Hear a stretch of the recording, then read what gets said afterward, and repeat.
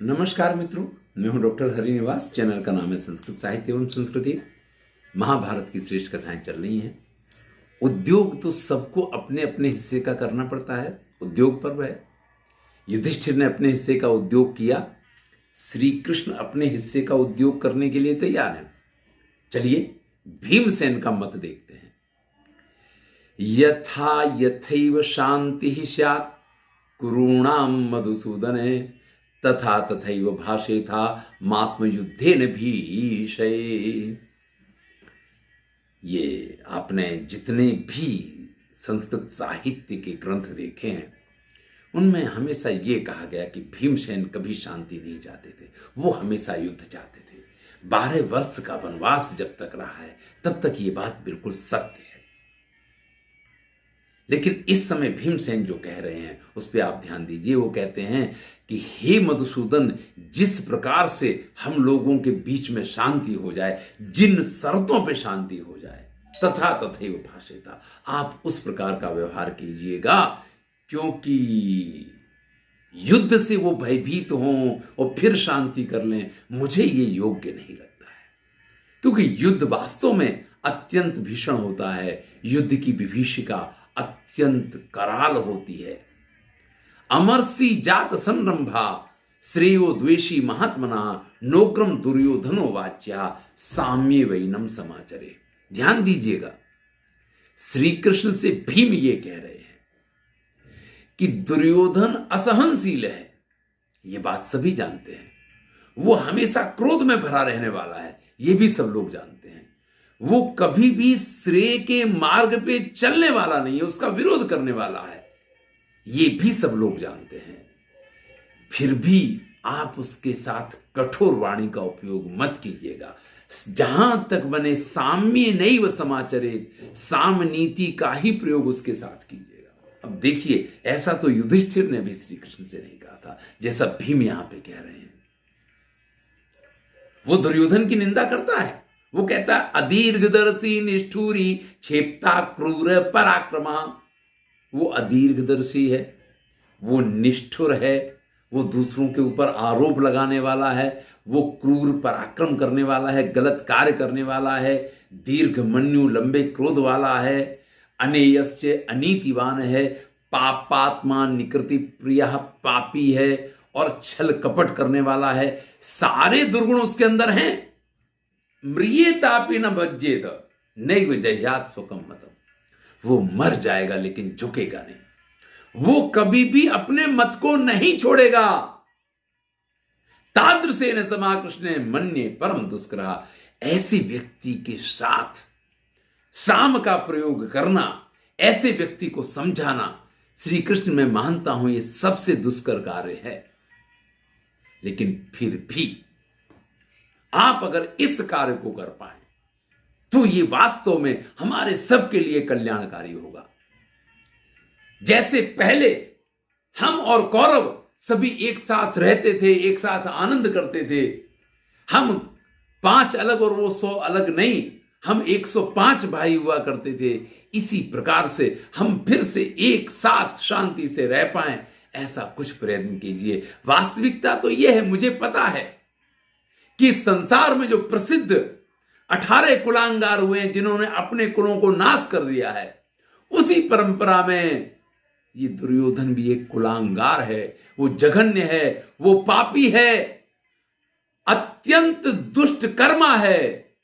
तस्मान मृदुसनै ब्रूया धर्मार्थ सहितम हितम कामानुबंध बहुलम नोग्र मुग्र पराक्रमम। उससे जाकर के आपको सनई ब्रूया, धीरे धीरे, धर्मार्थ सहितम हितम, धर्म और अर्थ के साथ उसके लिए हितकारक क्या है, वो बात आपको उसको समझानी है। आपको उसको समझाना है कि वास्तविकता क्या है। इस प्रकार का व्यवहार उसको नहीं करना चाहिए। क्या वो करे जिससे कि हम सब का कल्याण हो, ऐसा कुछ कीजिएगा। अहम एतत् ब्रुवीम्येवं राजा चैव प्रशंसति अर्जुनो नैव युद्धार्थी भूयसे ही दया अर्जुने। और देखिए, युधिष्ठिर ने भी आपसे ये बात कही है यानी महाराज युधिष्ठिर भी ये बात आपसे कह रहे हैं, मैं भी आपसे यही प्रार्थना कर रहा हूं कि जैसे भी हो सके हमारे बीच में शांति करवा दीजिए। और अर्जुन भी युद्ध नहीं चाहता है, उसके मन में भी परम दया का भाव है, इसलिए आपको यही करना है। तब श्री कृष्ण भीम से कहते हैं कि भैया ये मैं सुन क्या रहा हूं, तुम अन्यदा भीमसेन युद्धमेवं प्रशंसति। अरे आज तक मैं जिस भीम को जानता हूं वो हमेशा सिर्फ और सिर्फ युद्ध की प्रशंसा किया करता है, वो हमेशा दुष्टों के संहार की कामना किया करता है, धृतराष्ट्र के एक एक पुत्र को मैं मारूंगा, इस प्रकार की बातें मैंने उसके मुंह से सुनी है। अरे मैंने देखा है, नच स्वपसी जागरसी न्युज्जा से परंतप, रात को तुमको नींद नहीं आती, दिन को जगते हुए भी तुम्हारे दिमाग में यही सारे ख्याल आते रहते। अगर तुमको जबरदस्ती सोना होता तो बिस्तर पे उल्टे तुम पड़े रहते। देखिए ये सोने के संदर्भ में ये वर्णन पाया जाता है कि जो व्यक्ति बेड पे अपने बिस्तर पे उल्टा लेटता है वो रोगी है, यानी मानसिक रूप से वो शांत नहीं है। अगर आप मानसिक रूप से शांत हैं तो आपको सीधा लेट करके आराम से नींद आएगी, लेकिन अगर आप मानसिक या शारीरिक रूप से स्वस्थ नहीं हैं तो आपको सीधे लेट करके नींद नहीं आएगी। इस बात का उल्लेख यहां श्री कृष्ण कर रहे हैं। घोराम अशांताम रुसतीम सदा वाचम प्रभाससे, और तुम्हारी वाणी भी कैसी हुआ करती थी, भयंकर क्रोध में डूबी हुई, हमेशा ऐसा कि जिसमें से आग चढ़ती हो। मैंने इस प्रकार की वाणी तुम्हारे मुंह से सुनी है, आज ये क्या सुन रहा हूं। अरे तुम्हारे व्यवहार के कारण कई बार तो लोग वाग अपित्वाम केचित उन्मत्तम मन्यते विदो जना, तुम्हारे जानने वाले भी लोग जो है ना तुमको उन्मत्त कहा करते थे कि ये तो पागल हो गया है, ये जब तक कौरवों का संहार नहीं करेगा तब तक इसका मन शांत नहीं हो सकता है। भ्रुकुटिम चा पुनः कुर्वन नोष्ठो चा विसदन्यव, जब देखते थे तुम्हारी भौएं चढ़ी हुई, होठों को चबाते हुए, हमेशा तुम्हारे अंदर क्रोध की आग झलकती रहती थी, क्रोध की आग धधकती रहती थी, क्रोध की ज्वाला में तुम जलते रहते थे। इस स्थिति में हमेशा तुमको देखा है। जो सबसे अधिक युद्ध के लिए तत्पर था, तैयार था, आज जब युद्ध का समय आकर के उपस्थित हुआ है उस समय तुमको मैं भयभीत देख रहा हूं। मुझे ऐसा लग रहा है कि भीम को डर लग गया है। अरे कुछ अपशकुन देख लिए हैं क्या? अरे तुम्हारे दिमाग में ये सब चल क्या रहा है? श्री कृष्ण पूछ रहे हैं कि इस प्रकार से तुम्हारा मन परम शांत हो गया और तुम युद्ध की जगह शांति की कामना करने लग गए। हुआ क्या है? पुस्तुम क्लीब इवात्मनि, जैसे कोई कायर व्यक्ति व्यवहार करता हो, इस प्रकार का क्लीब नपुंसक व्यक्ति, कायर नहीं नपुंसक व्यक्ति जैसे व्यवहार करता हो।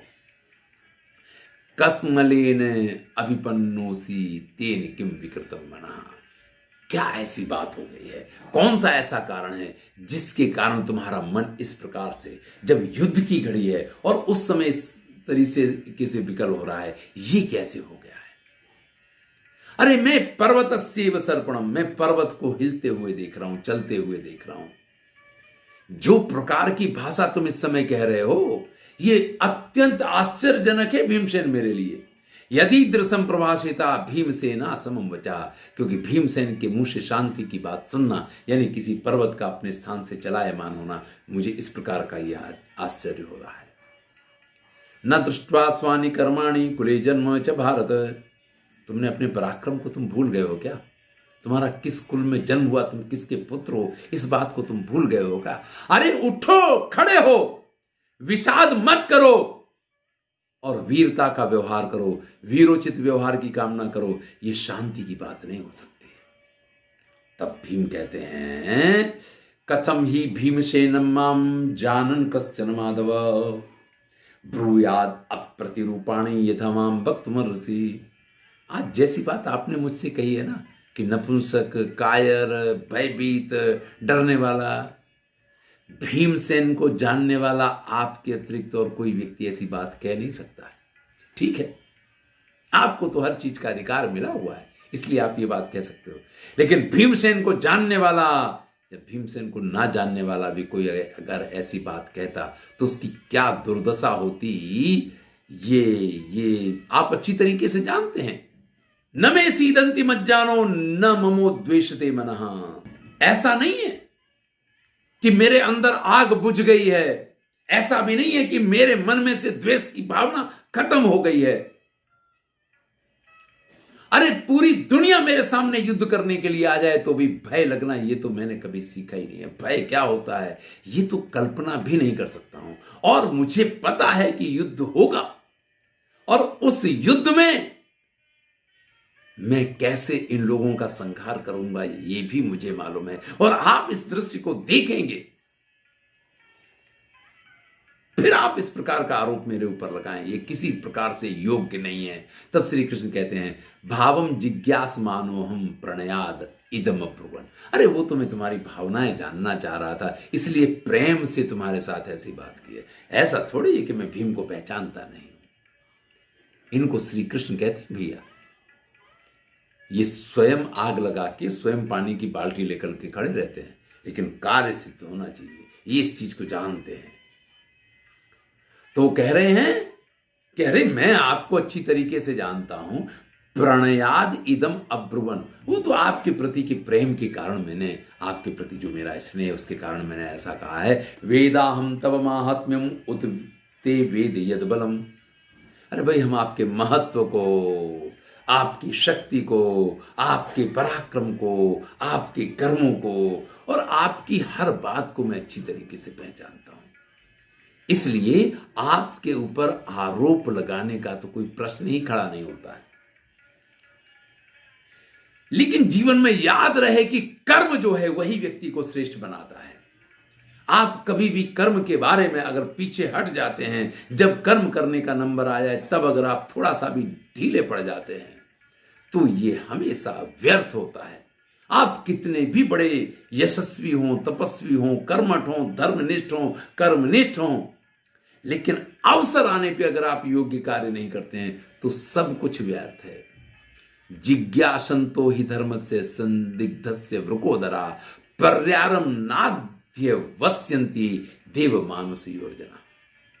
अगर कोई व्यक्ति अनुकूल धर्म का आचरण नहीं करता है, यानी जब उसको जो व्यवहार करना चाहिए तब वो व्यवहार नहीं करता है, तो इस संसार में देवता मनुष्य कोई उसकी मदद नहीं कर सकते हैं।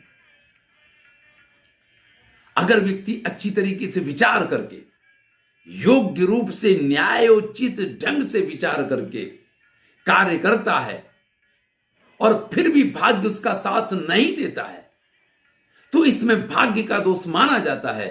उस व्यक्ति के मन को एक परम शांति मिलती है कि उसने अपनी तरफ से पूरा पूरा प्रयत्न किया था। लेकिन वास्तविकता यह है कि दैवम अप्य अकृतम कर्मे पौरुषेण विहन्यते। अगर भाग्य में कुछ गलत लिखा है तो पुरुषार्थ से उसको बदला जा सकता है। व्यक्ति अगर पुरुषार्थ करता है तो भाग्य में गलत लिखा हुआ बदला जा सकता है। यानी पुरुषार्थ करने पे भाग्य आपका साथ नहीं दे, ऐसा तो हो ही नहीं सकता है। कृष्ण यहां कह रहे हैं कि अगर व्यक्ति का भाग्य खराब हो तो भी पुरुषार्थ के द्वारा उस भाग्य को बदला जा सकता है। जैसे ठंडी लगने पे वस्त्र पहने जा सकते हैं और वस्त्र पहन के आप ठंडी से बच जाते हैं। जैसे आपको जब भूख लगती है तो आप भोजन कर लेते हैं, जैसे आपको प्यास लगती है आप पानी पी लेते हैं, जैसे गर्मी में लोग पंखा हिला करके स्वयं को शीतल बना लेते हैं, इसी प्रकार से व्यक्ति जब पुरुषार्थ करता है तो गर्मी को भी ठंडा कर सकता है, ठंडी को भी गर्म कर सकता है, भूख को मिटा सकता है, प्यास को मिटा सकता है। सिर्फ भाग्य की बात करने वाले, सिर्फ भाग्य का विचार करने वाले, तो भैया सामने थाली परसी रखी हो और आप ये कहें कि भाग्य में होगा तो पेट भर जाएगा, तो कभी नहीं भरा करता है। समम चेत्ते करिष्यन्ति ततोऽनन्तं यशो मम भवतां चा कृता कामं तेषां चा श्रेयोत्तमम्। फिर भी आपने जो बात कही है, मैं आपके कथनानुसार सम के लिए पूरी तरीके से कोशिश करूंगा। मैं ये कोशिश करूंगा कि शांति हो, लेकिन शांति नहीं होने वाली है। श्री कृष्ण स्पष्ट कहते हैं, अस्मिन युद्धे भीमसेने त्वयि भारः समाहिता। इस युद्ध में ही भीमसेन तुम्हारे ऊपर सारा का सारा भार आकर के पड़ेगा। तुम और अर्जुन दो ही इस पक्ष के ऐसे योद्धा हैं जिनको अपना भार तो वहन करना है, अपने पक्ष के तो सारे कार्य करने हैं, लेकिन दूसरों के हिस्से का भी कार्य तुम लोगों को करना आएगा। अहम ही यंता बीभत्सो, मैं तो सिर्फ अर्जुन के रथ का सारथी बनने वाला हूं। और यही अर्जुन ने मुझसे कहा है, धनंजय सेव कामोना ही बुद्धम न कामये। मैंने कभी युद्ध की कामना नहीं की है, मैं स्वयं युद्ध नहीं करने वाला हूं। अब देखिए, आनंद देखिए, ये श्री कृष्ण का चरित्र है, ये इनका अपना वैशिष्ट्य है। युधिष्ठिर ने जब कहा शांति, तो उनसे कह दिया कि शांति नहीं होगी, युद्ध ही होगा, क्योंकि उन्होंने बता दिया कि मैं किन शर्तों पे शांति करने के लिए जा रहा हूं। मेरी शर्तें शांति के लिए क्या होंगी कि आप श्रेष्ठ हैं और दुर्योधन की निंदा करूंगा। दुर्योधन की निंदा जब की जाएगी तो फिर दुर्योधन कहां से शांति कर सकता है। यानी युद्ध तो होगा, तैयार रहना, युधिष्ठिर से कह दिया। अब जब भीम कह रहे हैं तो भीम से भी ये कह दिया कि क्या यार, तुम्हारा दिमाग खराब हो गया है।